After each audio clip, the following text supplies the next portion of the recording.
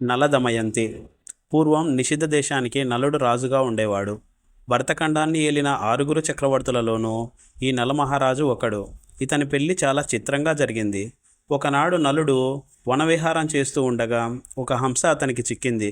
ఈ హంస నలుడి దగ్గర విదర్భ దేశపు రాజకూతురైన దమయంతి అందచందాలు, గుణగణాలు వర్ణించింది. నలుడు దమయంతిని మోహించేటట్టు చేసింది. ఆ తరువాత ఆ హంస విదర్భకు వెళ్ళి నలుడికి చిక్కినట్టుగానే దమయంతికి కూడా చిక్కి ఆమె దగ్గర నలుడి అందచందాలు, గుణగణాలు పొగిడింది. దమయంతికి కూడా నలుడి మీద మోహం కలిగింది. ఈ హంస రాయబారం ఫలితంగా నల దమయంతులిద్దరూ ఒకరినొకరు వివాహం చేసుకోవాలని నిశ్చయించుకున్నారు. ఇంతలో విదర్భ దేశపు రాజు తన కూతురైన దమయంతికి స్వయంవరం చాటించాడు. ఈ చాటింపు విని నానా దేశాల రాజులు బయలుదేరి వచ్చారు.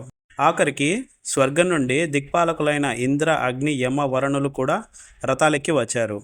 దమయంతిని చాలా రోజులుగా మోహించినవాడు గనుక నలుడు కూడా రథం ఎక్కి స్వయంవరానికి బయలుదేరాడు. దారిలో దిక్పాలకులు నలుడిని కలుసుకుని అతన్ని పరీక్షించడానికి ఒక కోరిక చెల్లించమని కోరారు. దమయంతి తమలో ఎవరినైనా పెళ్లాడేటందుకు నలుడిని రాయబారం వెళ్ళమన్నారు. మాట ఇచ్చాడు గనుక నలుడు ఒప్పుకొని రహస్యంగా దమయంతి దగ్గరికి వెళ్ళి దిక్పాలకుల కోరిక ఆమెకు తెలియజేశాడు. కానీ దమయంతి ఒప్పుకోలేదు. ఆమె నలుడినే ప్రేమించింది. స్వయంవరానికి అందరూ వచ్చి కూర్చున్నారు. చేతిలో పూలమాల పట్టుకుని దమయంతి సభలోకి వచ్చింది. ఆచారం ప్రకారం ఒక చెలికత్తె ఆమెకు ప్రతి రాజును గురించి వర్ణించడం ప్రారంభించింది. దమయంతి ఒక్కొక్క రాజునే దాటి ముందుకు రాసాగింది. ఇంతలో ఒకచోట చెలికత్తెకు వరుసగా 5గురు నలమహారాజులు కనిపించారు. అందులో నిజంగా ఒకడే నలుడు. మిగిలిన 4గురు ఇంద్రాగ్ని, యమ, వరుణులు. ఈ 5గురిని చూడగానే దమయంతి దిగ్భ్రమ చెంది నిజమైన నలుని చూపమని దిక్పాలకులను ప్రార్థించింది. ఆమె అచంచల ప్రేమకు మెచ్చుకుని దిక్పాలకులు తమ యథార్థ స్వరూపాలు ధరించారు. దమయంతి పూలమాల నలుడి మెల్లో వేసింది. కొంతకాలం పాటు నలుడు దమయంతితో సుఖంగా దేశాన్ని పరిపాలించాడు. కానీ కొంతకాలానికి నలుడు తన దాయాది అయిన పుష్కరుడితో జూదమాడి తన రాజ్యం కోల్పోయినాడు. కట్టుబట్టలతో నల దమయంతులు అడవులు పట్టి పోయినారు. కట్టగుడ్డలేక తిండి లేక ఇద్దరు అష్టకష్టాలు పడ్డారు.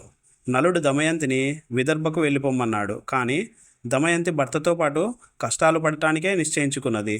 తన వెంట ఉండటం వల్ల దమయంతి కష్టాలు పడుతున్నదని, తాను లేకపోతే పుట్టింటికి వెళ్ళిపోతుందని గ్రహించి నలుడు ఒక రాత్రివేళ దమయంతిని ఒంటరిగా విడిచి వెళ్ళిపోయినాడు. దమయంతి భర్త కోసం చాలా దుఃఖించింది. ఎన్నో ప్రయాసలు పడి ఆఖరుకు విదర్భ చేరుకున్నది. వెంటనే నలుడిని వెతికించడానికి అన్ని వైపులా మనుషుల్ని పంపించింది. దమయంతిని విడిచిన తర్వాత నలుడు అరణ్యంలో పోతూ ఉండగా ఒక పాము కరిచింది. ఆ విషానికి అతని శరీరం అంతా నల్లగా అయిపోయింది. అతను గుర్తుపట్టలేకుండా మారిపోయినాడు. ఈ అవకాశం చూసుకుని నలుడు బాహుకుడు అనే పేరుతో ఋతువర్ణ మహారాజు దగ్గర వంటలవాడుగా చేరాడు. నలుడు వంట చేయడంలో కూడా గొప్ప నేర్పరి. నలపాకం, భీమపాకం అనే మాటలు మీరు వినే ఉంటారు. దమయంతి పంపిన వారిలో ఒక బ్రాహ్మడు ఋతువర్ణుడి రాజ్యానికి వచ్చాడు. బాహుకుణ్ణి చూశాడు. అతను నలుడే అయి ఉండాలని పసిగట్టాడు. ఈ వార్త పట్టుకుని విదర్భ వెళ్ళాడు.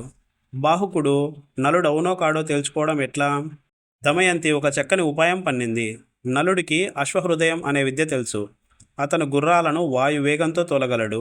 అందుచేత కాలవ్యవధి లేకుండా ఋతువర్ణుణ్ణి విదర్భకు రప్పించితే రథాన్ని తోలటానికి నలుడు పూనుకుంటాడు.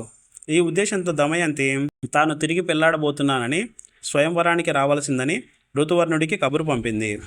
మర్నాడే స్వయంవరం. ఋతువర్ణుడు ఎక్కడో ఉన్న విదర్భకు ఒక్క రోజులో ఎలా పోతాడు?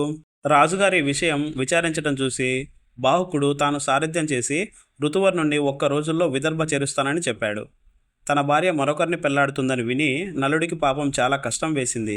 ఈ పెళ్లి చూడటానికే అతను సారథ్యానికి ఒప్పుకున్నాడు. బాహుకుడి సారథ్యం వల్ల ఋతువర్ణుడు సకాలానికి విదర్భ చేరుకున్నాడు. కానీ దమయంతి స్వయంవరం అబద్ధమని, బాహుకుడే నలుడని రుజువు చేయడానికే ఈ ఎత్తు వేశారని ఋతువర్ణుడు తెలుసుకున్నాడు. ఇంద్రుడి దయ వల్ల నలుడు తన పూర్వరూపం ధరించాడు. పుష్కరుడు ప్రజలను చాలా అన్యాయంగా పరిపాలించడం వల్ల అతన్ని ప్రజలు చంపేశారు. నలుడు విదర్భలో ఉన్నాడని విని నిషిద్ధ దేశపు ప్రజలు అతని దగ్గరికి వచ్చి మళ్ళీ ఎప్పట్లాగే రాజ్యం చేయమని ప్రార్థించారు.